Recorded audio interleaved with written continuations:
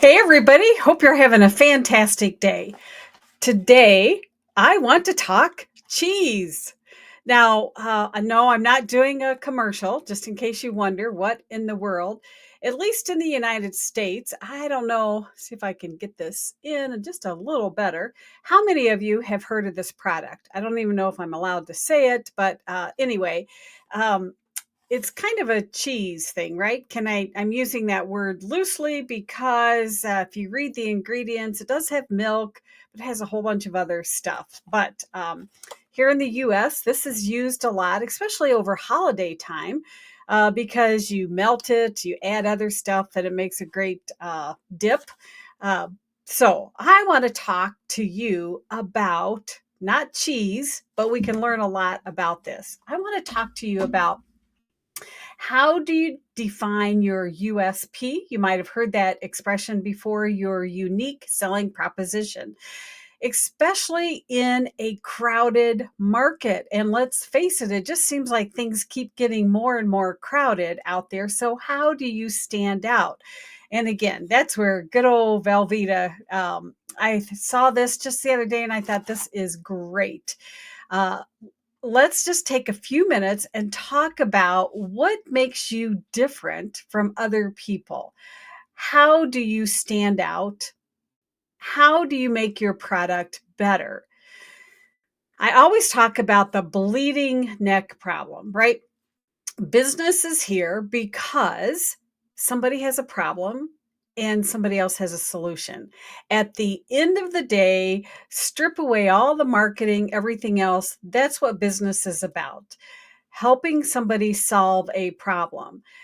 But if you're not being very specific as far as what the problem is, and if you're not nailing the exact problem that people have, then they're not going to listen to you. And I always use that expression, that bleeding neck problem. Are you addressing something that really gets their attention? And if it is, they're going to take a step closer to you and they're going to want to learn more. So the number one thing that we all kind of push to the side because we think we know, we're the experts, right? So we know what people need. Wrong. You need to spend time doing market research. And how can you do market research? Basically, hang out where people are at, where your ideal people are at, and listen to the questions that they're saying. Pay attention to the discussions that people are having. Read reviews because in the reviews, people are revealing why they're happy, how they got to the next step. Even book reviews, okay? Go on Amazon and some of these other sites and just dig in to see what people are saying. And they are going to give you a clue about what moved them forward and what those stopping points were, what those bleeding neck issues were. The one problem that a lot of people have is we're too vague, we're too beige, so to speak. You're a mindset coach and, you want to help them achieve their goals. Well, yes, it would be nice to achieve those goals, but here's the deal. What is that bleeding neck problem? A mindset person, the root of the problem is they keep second guessing themselves because they feel like a failure. They posted things, nobody listened, nobody bought, and if they don't generate some income, they're going to have to go and get a job again. You have to really dig down and see what they're crying about, so to speak, and then help them solve that problem. And instead of solving the big problem, what little problem from A to B can you help them solve? Now, the other thing that I want to mention is you need to understand where are they at in their customer journey.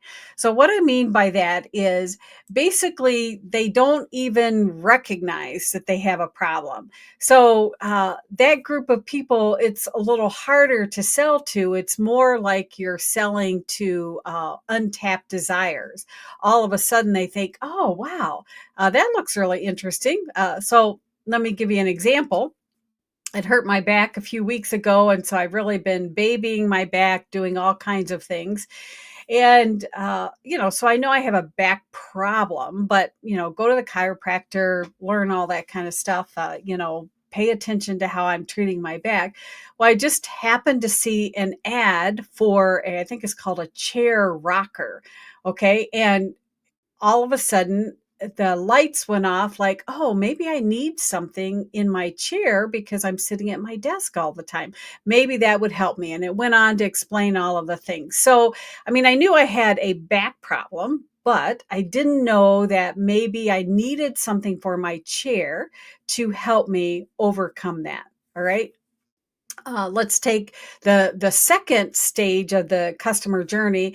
They might People might recognize that they have a problem, but they don't know what the solution is. So uh, let's say, for instance, you've been getting a lot of headaches, so you obviously know that you've got a problem. You get migraines or something. So you go down those rabbit holes. You're researching. You talk to people. You do all kinds of research on it, trying to find what the solution is. All right, so that would be knowing you have a problem, but not knowing what the solution is. Now, in that instance, it could be a variety of things, right? Not just one solution is going to fit everybody. So, in your business, what's the problem, and do they recognize that they have a problem, and can you fix that one little thing? The third layer, or the third step of the customer journey, is somebody might know that they know they have a problem, and they even know a solution, but they don't know which one, or they don't know how to apply it. So let's talk about lead gen. You're in the online space. You know that you need to get leads every day in order to turn those leads into clients, but you don't know what the solution is. You've tried. Well, let me back up. You know what the solution is, in the sense that you need to create, like a lead gen uh, lead magnet to get those people in.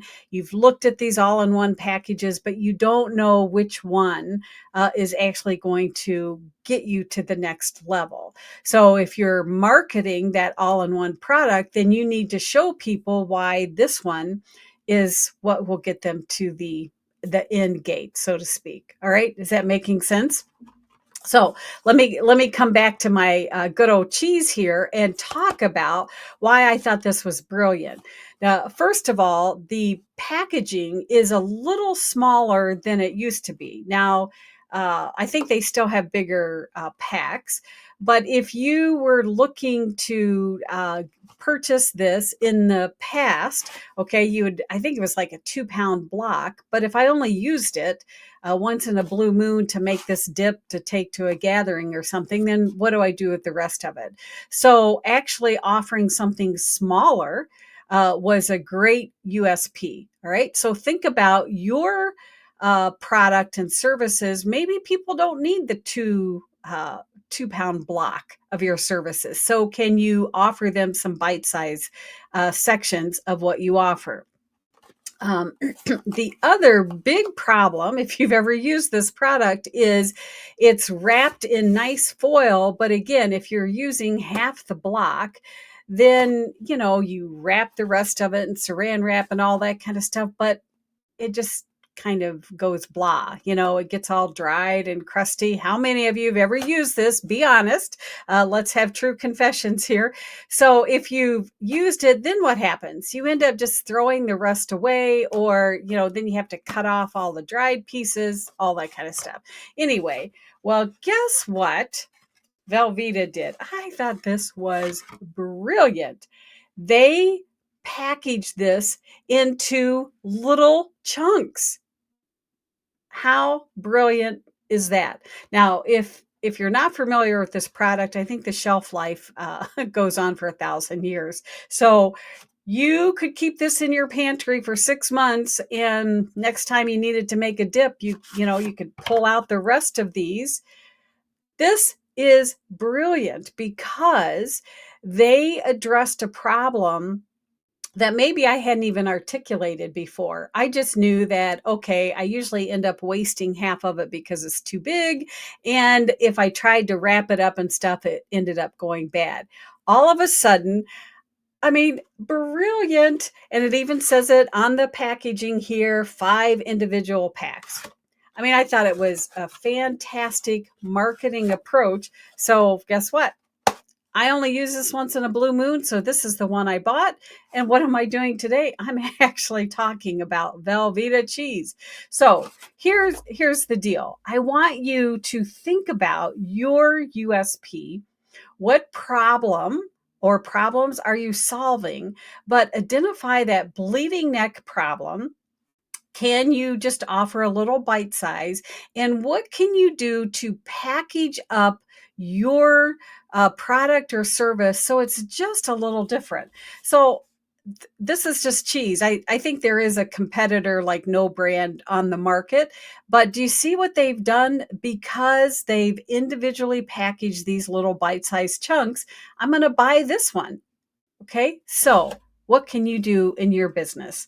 So, my advice to you, go find your cheese story today. And I would love to know what it is. All right. Thanks for watching as always. And I'll see you in the next video. Take care.